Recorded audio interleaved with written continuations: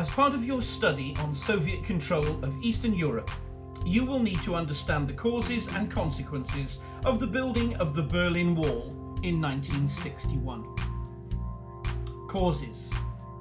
Khrushchev had tried to intimidate the new United States President John F. Kennedy, demanding that all Western troops be removed from West Berlin.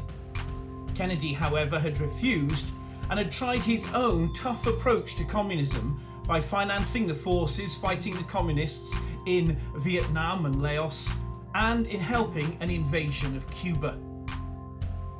East Germany was poor and under strict communist rule, but West Berlin was wealthy and free.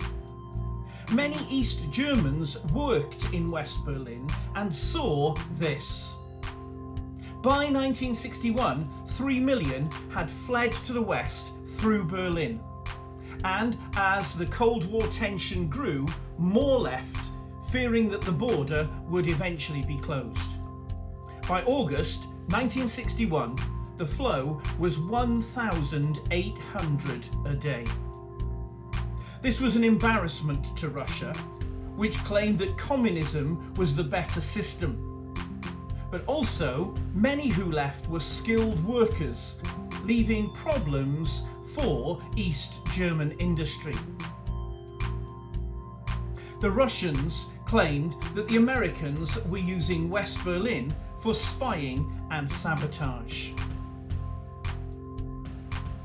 So, on the 13th of August 1961, Khrushchev closed the border between East and West Berlin and started to build a wall. The West was taken by surprise, and the communists regarded it as a supreme propaganda success. So what were the consequences of this action? Berlin was physically split in two, and hundreds of East Berliners died trying to cross the wall into the West. America complained, but did nothing to try and destroy the wall. It was not worth a war. Tension grew between the two sides, and both resumed nuclear testing. The West became more openly anti-communist, and the wall became a symbol in the West of communist tyranny.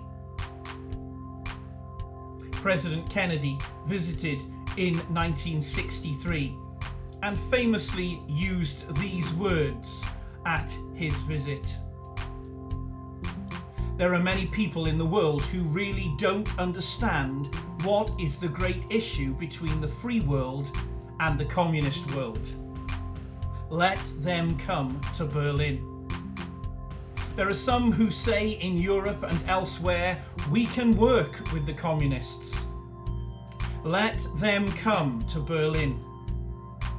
All free men, wherever they may live, are citizens of Berlin.